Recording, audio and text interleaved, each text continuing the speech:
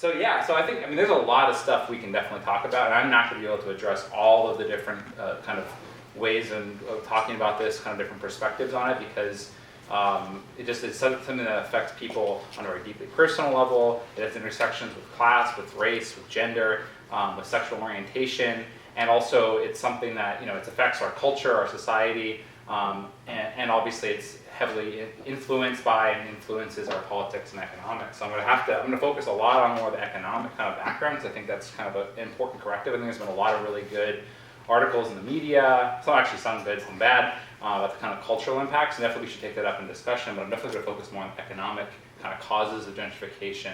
I think that's a really useful foundation for figuring out how we actually figure out how to fight back against gentrification, what kind of organizing can we do. So the latest wave of gentrification has taken a devastating toll on working class Seattle. The cost of living in Seattle is rising rapidly, further widening the gap between rich and poor in our society and in our city. Rents have steeply increased. Displacement caused by gentrification is changing our neighborhoods and forcing many long-time working class residents out. The cost of goods and services has spiraled higher and higher as businesses have begun to cater to more affluent residents of some neighborhoods. A crucial debate on the causes of gentrification and what to do about it has opened up. Are the preferences of newly arriving, highly paid tech workers to blame? Or is the underlying economic inequality of our city the cause? How are land developers exploiting the situation? Are policies like rent control and public housing solutions that can be organized for? How can we best fight for real solutions that put the needs of the 99% first and ensure that Seattle doesn't become merely a playground for the super wealthy, much like Manhattan and San Francisco? And this is a side note, there's this really funny blog if people want to do a little blogging after or internet searching afterwards of like, it's like absurd places in Manhattan to rent, and they have like not even just studios, but like rooms that are not even full floors. They're like built in between floors of like apartment buildings. So they're like 4-foot tall ceilings that are renting for like $2,000.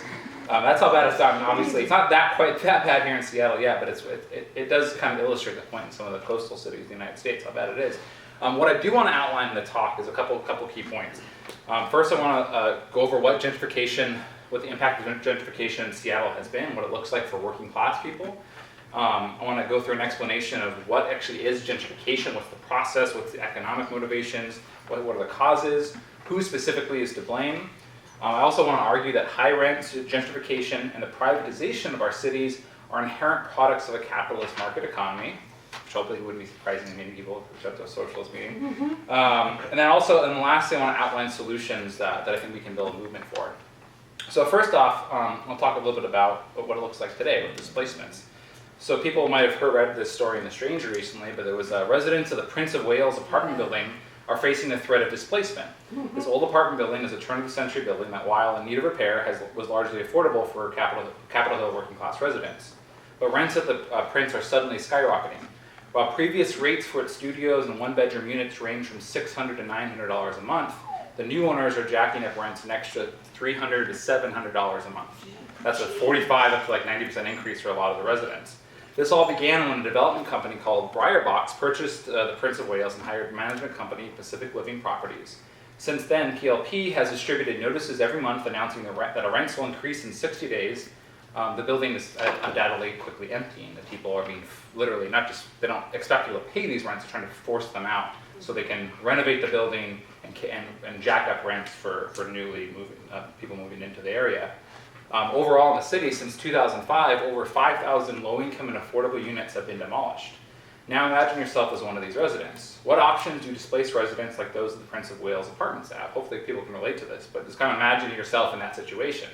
Well, what are your options? One, you can try to rent a new apartment. What does that cost you? Well, right now, according to City of Seattle statistics, if you want to rent a new studio apartment in the city of Seattle, it's going to cost you about $10.50 a month. One bedroom is about $12.79.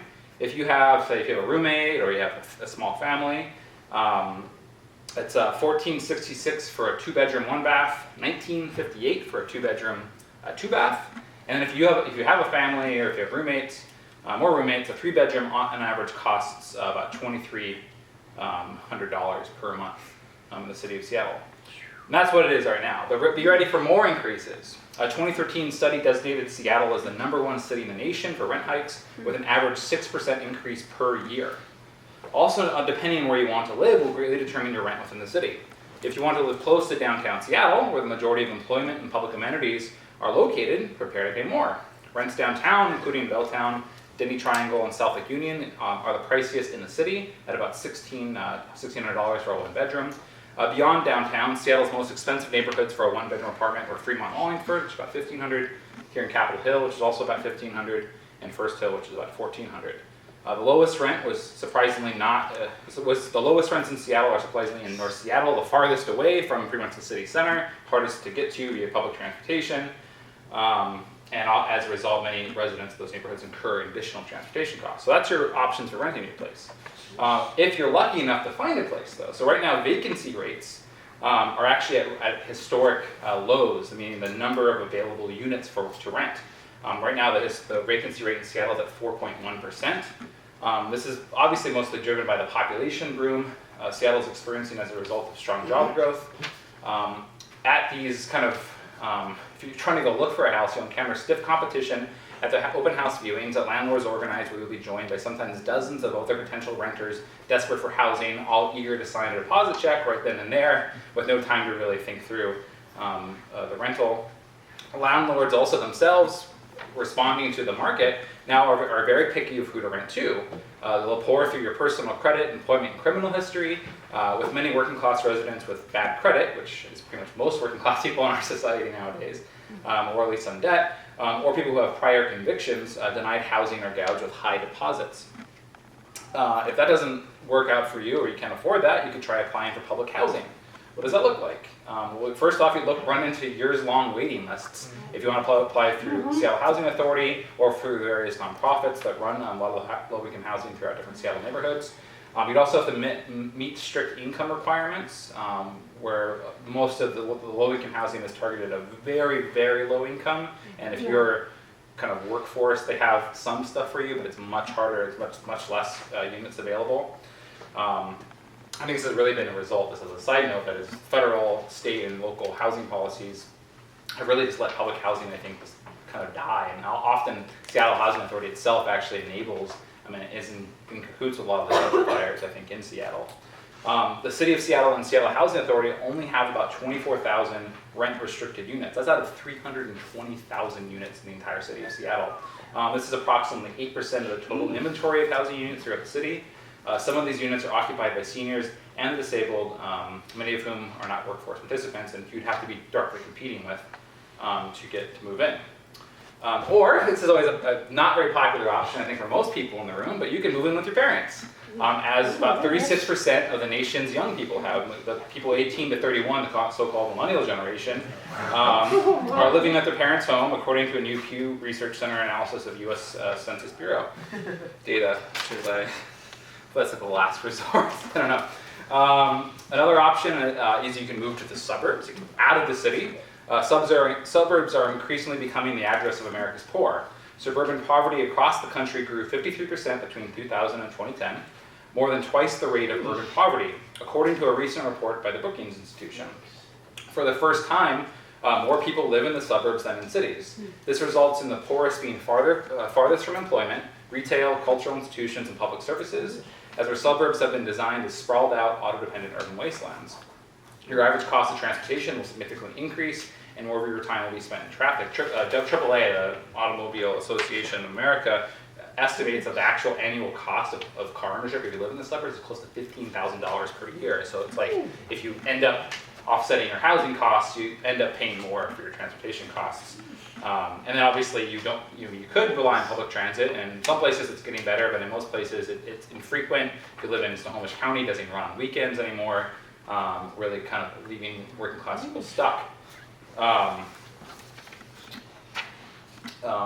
then finally, if none of these options work for you, you can join the increasing ranks of the homeless population of Seattle, which according to the Seattle-King County Coalition on Homelessness, annual one-night count was 3,123 people sleeping outside in King County. That's just people they found outside. That's not counting people in shelters or people in transitional housing. That number, the numbers on that for this year haven't been released yet. They're still tallying it up. But for last year, total number of people who were considered homeless by that measure is about 8,800 people total throughout King County. And then even if, say, for example, you get lucky, maybe you get a better job right during this whole displacement period, maybe a rich uncle dies and leaves you with a little nest egg or something, which isn't something we obviously can plan on, and you decide to stay where you currently live as the neighborhood and the building gentrifies around you, what kind of life are you going to encounter? Well, for a lot of people, especially if you're black and brown, you're going to see increased police harassment as newly arriving residents, concerning, and also usually businesses concerning about crime and the previous people who used to live in the neighborhood, increase police patrols in the neighborhood, and this has been seen obviously here in Seattle, in New York City, when there has been, in different, like in Brooklyn and Williamsburg, when there has been this kind of wave of gentrification, there's always a huge increase in the incidences of stop and frisk harassment of black and brown residents. And then, as I noted before, if you also do decide to stay, you are going to start paying more for pretty much everything else associated with living. So going out to eat, obviously, goods and services in the neighborhood, groceries even seem to go up when you look at the kind of economic data. So anyway, so I want to argue, kind of shift gears a little bit. So that's the kind of the picture, I think, for what it looks like for working class Seattle residents. But what's kind of the driving force behind this? I would argue that the driving force behind gentrification actually isn't the appearance of hipsters or tech workers, or my favorite term is AMHOLs for Amazon employees. I mean, I have friends who work at Amazon, I work with people, but that's the kind of the label being rolling out there. And this has been the argument that's actually been going on, I think, in a lot of different cities. Obviously, you see it in San Francisco with like Silicon Valley kind of bro dudes kind of invading the whole city. Obviously, not people you want to be your neighbor, and they're obviously it has an impact on the culture of neighborhoods. But I actually don't think they're the driving force economically behind that. This obviously is a debate though here in Seattle. So recently there was a Seattle Weekly report on a protest that actually happened like a couple blocks down that way. So on February 10th, as the workday was getting underway, mass protesters walked into the busy Capitol intersection of Bellevue and Pine. They unfurled the banner reading, "Gentrification stops here," and stood, blocking commuters and cars and metro buses for 45 minutes, all casualties of war in an effort to stall their intended targets, the Microsoft connector buses. These corporate buses transport Microsoft employees living in Seattle to tech giants campuses in Redmond, something that protesters didn't like very much. According to the flyers they handed out at the scene, we're trying to prevent the tech companies like Microsoft from sucking out what's left of Seattle's soul. The Microsoft connector is an active agent in the hyper-gentrification of Capitol Hill and other rapidly transforming Seattle neighborhoods. Well-paid tech industry employees have flooded Seattle's neighborhoods, driving up the cost of living. Another, I think, more articulated argument around this is put forward by geographer David Levy, who explains gentrification as flowing from the consumer preferences of a new, youthful, white-collar middle class that wishes to change from a suburban to an urban lifestyle. It seems unlikely, however, that the group's actions alone can cause such an overwhelming and synchronous transformation of urban communities across the world. Moreover, it seems less likely that we can challenge gentrification by convincing hipsters and tech workers to move elsewhere. Where they're leaving, they're going to go gentrify somewhere else. Levy's consumption side theory fails to identify the larger economic and political forces that nourish gentrification, and it can explain why certain neighborhoods are targeted for gentrification.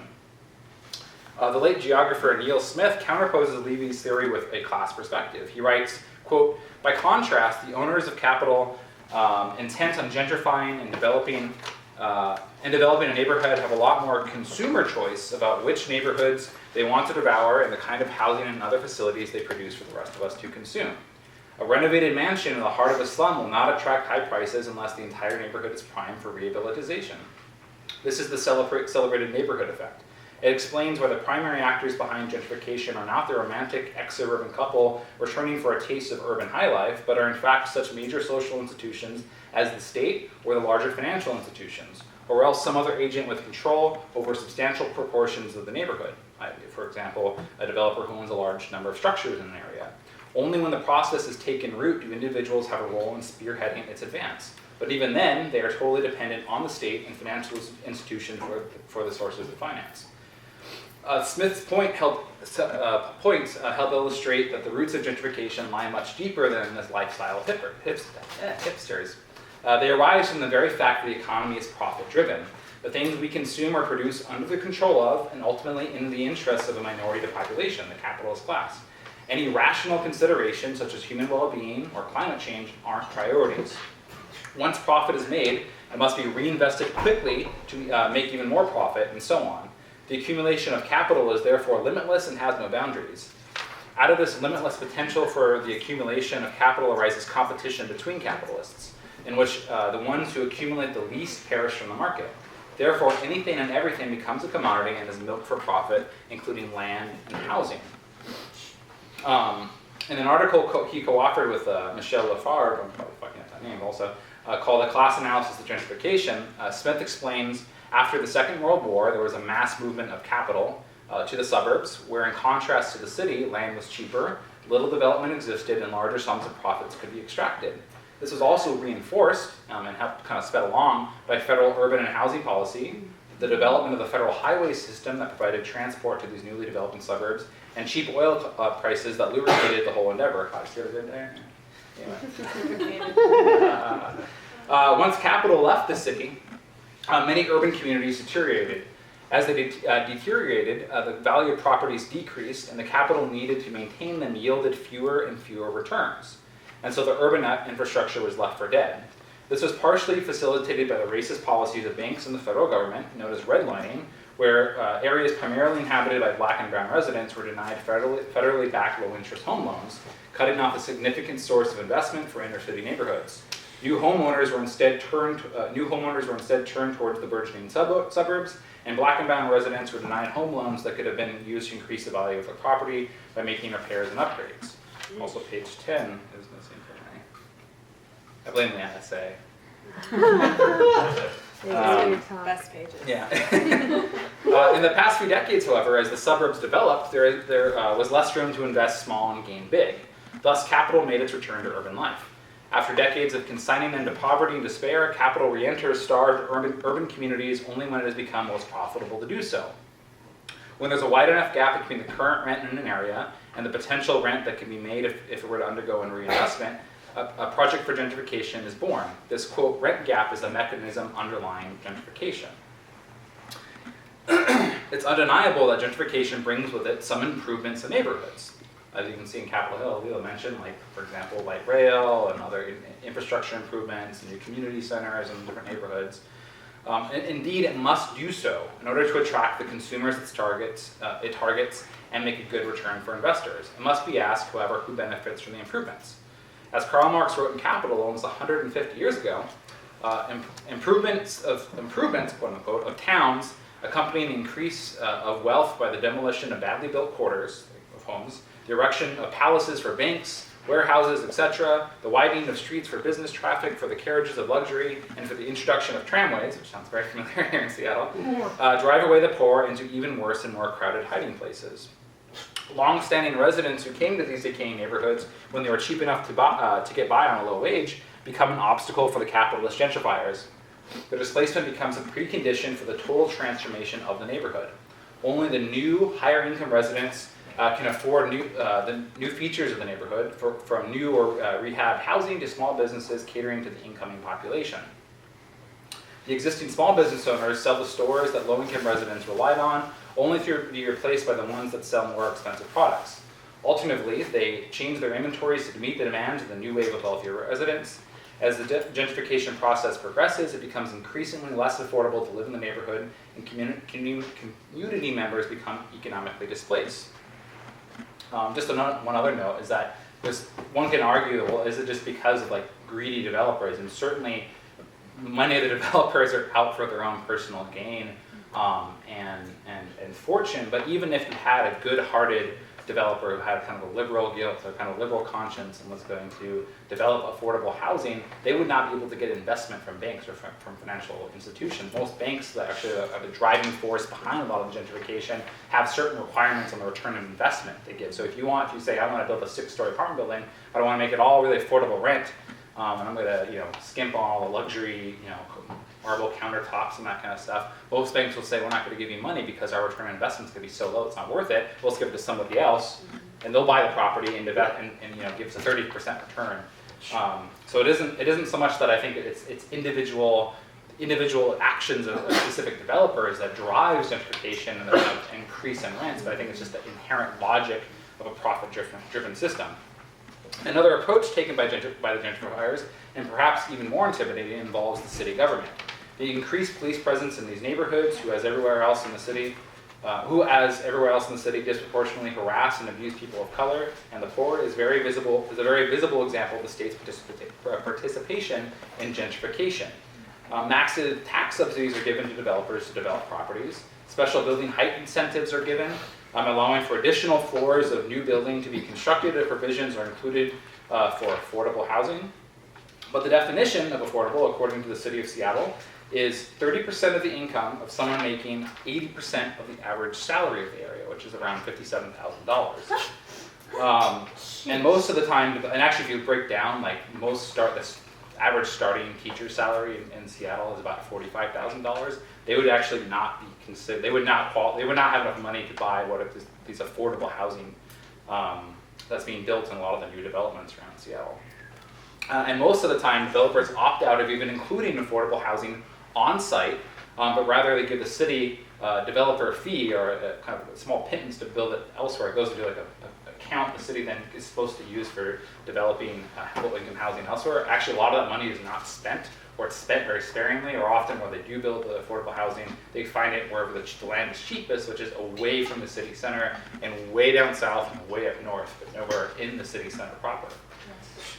Public investments in infrastructure that are necessary for new development are rarely paid for by the developers themselves, by the imposition of developer impact fees. This is actually really shocking. A lot of people don't, I think, know about this, but actually the city law, and most cities that do this too, but here in Seattle, if you build a new development, you're basically saying, I'm going to bring a bunch of new residents and business and commerce to a particular area. Developers are supposed to pay a certain amount of their profits back to increasing the infrastructure, increasing the sidewalks, paying for bike lanes and bus service. Often a lot of these deals that developers have been able to kind of negotiate with the city completely exempt them from developer impact fees. A lot of the time what they do is they say, they have a setup with King County for preserving public lands and like way out east, and what they do is they make a deal with like a farmer in like North Bend, and they say, well, I could just buy this farmer's land and build like a Walmart or like some suburban tract home, but I'd rather develop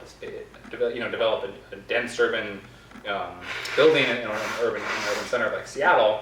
If I'll trade out my right to develop this farmland and out in the suburbs if you give me special tax incentives and exempt me from developer impact fees in the city. And so the city says yes pretty much all the time to this, and that's why they rarely pay these fees. Most often local developers are exempted from these fees, which would pay for much needed transportation and infrastructure improvements by city policy and cozy dealings with City Hall. This leaves working class residents on the hook for any infrastructure improvements, most often borne through aggressive sales and property taxes. Furthermore, the state serves the gentrifiers by cutting public services, keeping the minimum wage a non-living wage, taxing working people disproportionately compared to the millionaires and billionaires, and throwing billions of dollars to corporations and the banks. In short, austerity policies create the conditions for gentrification. Based on this, we can conclude that the displacement of working class people from their homes in urban neighborhoods is connected to the displacement of working people from other aspects of the economy: employment, government services, and so on. But fear not, there's a solution, of course. According to some, the free market itself has a solution to this. The argument that has been popular among defenders of gentrification is that increases in rents have been the result of too many restrictions in housing construction. We're not building enough housing, and so it's a simple supply and demand argument. Oh well, housing, and it's true, and there's some truth to this argument, but there's a massive influx in population in Seattle. The job market here is very strong.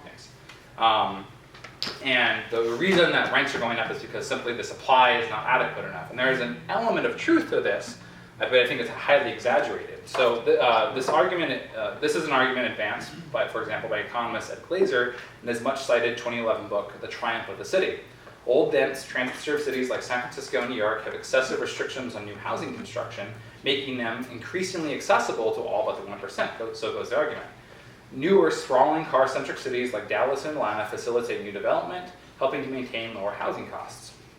There is some truth to these basic facts, but their interpretation has led to a pernicious claim about urban development, that the construction of any housing stock at all, even luxury condominiums, will relieve pressure on the housing market to an extent that will keep cities, quote, affordable.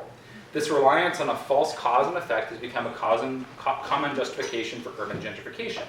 Once the new luxury condos are built, the argument goes, truly wealthy city dwellers will move into them and leave open the market rate apartments meant for good old middle class families. Nowhere in the argument is housing for the poor addressed or even suggested.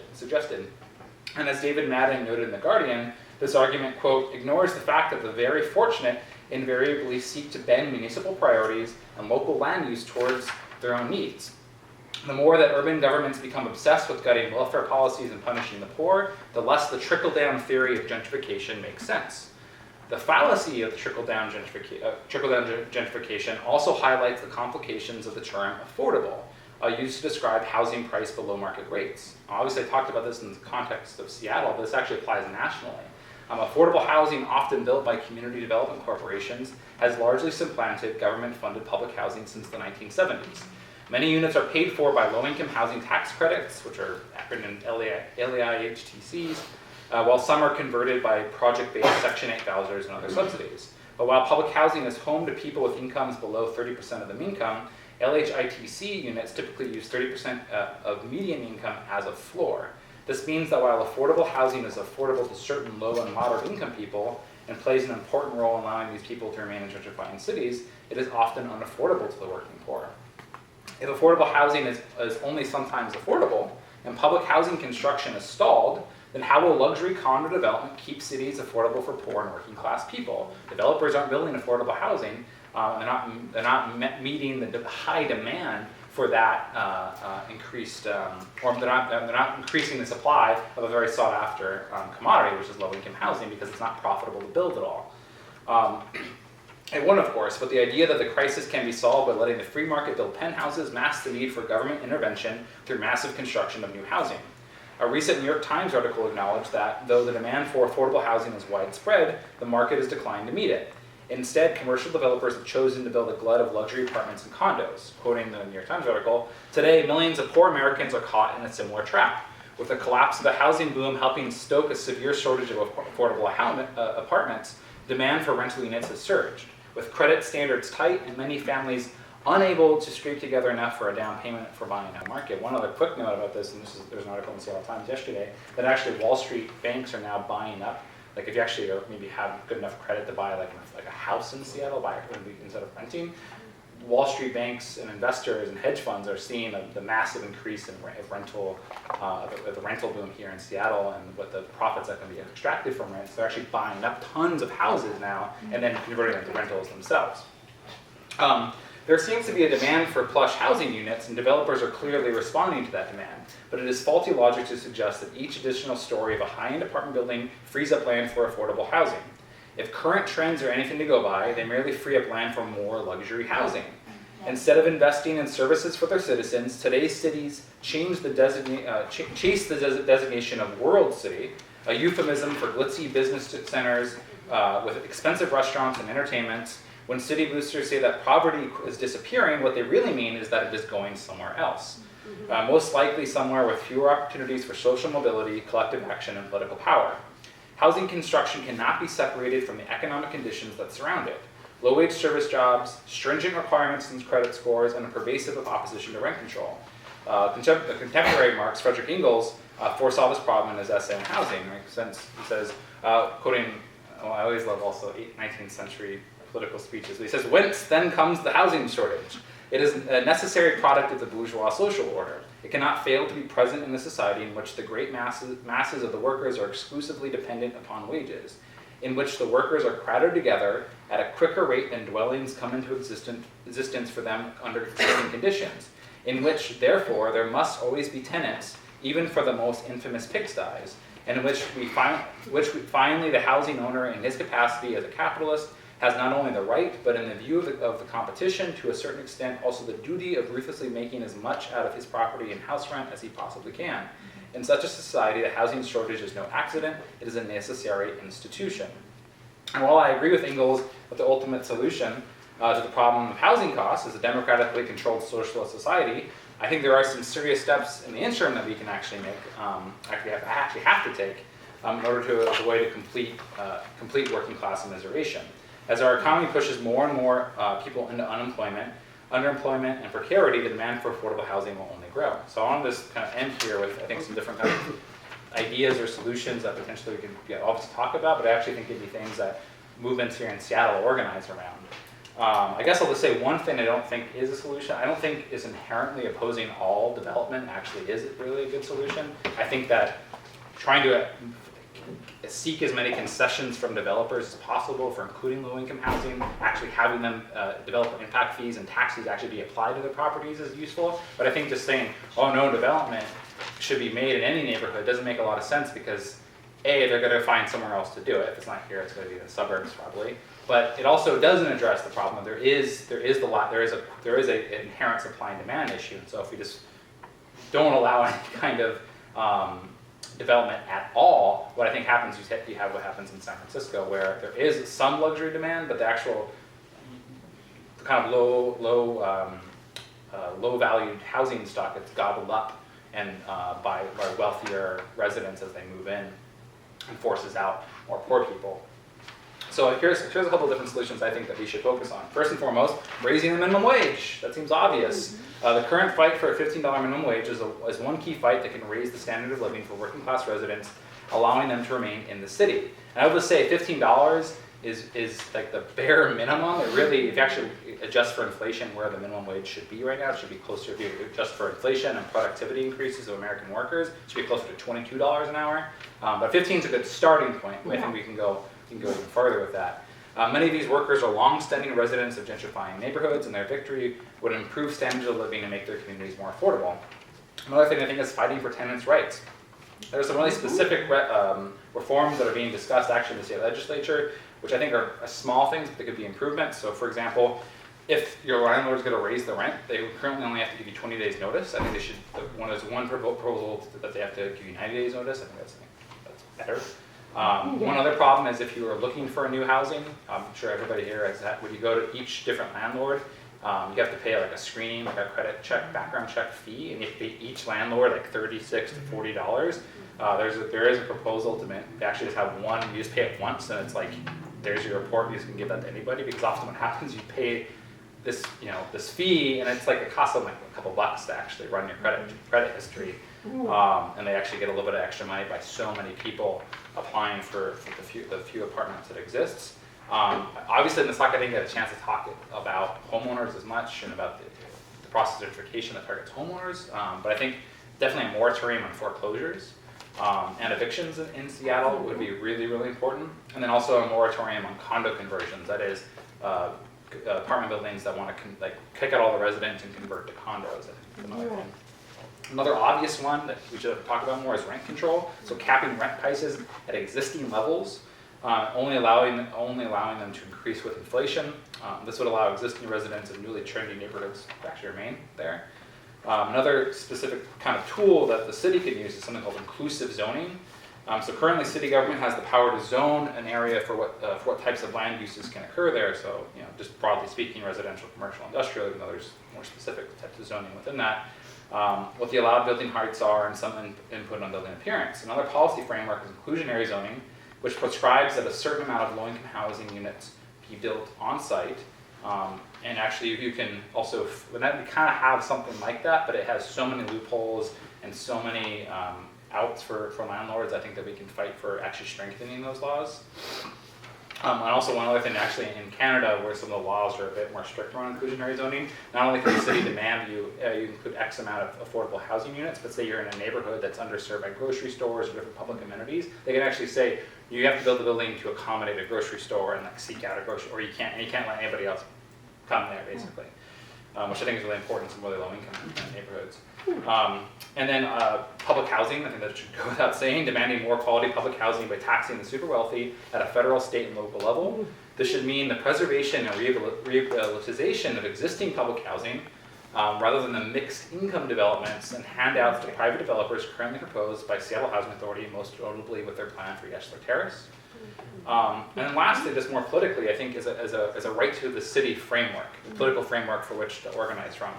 I think most importantly, using a right to the city political framework for building a movement that unites working class residents, social service providers, activists organized around anti-foreclosure, anti-eviction work, tenants and transit rights activists, things a movement that can assert that public city services, public space, land use and housing should be democratically managed by city residents, not just the wealthy and their political cronies. And I think really ultimately the system of capitalism itself needs to be disposed of. A society built, and a society built upon the principles of solidarity, democracy, and the unity of humanity, and the environment must be built to realize these potentials.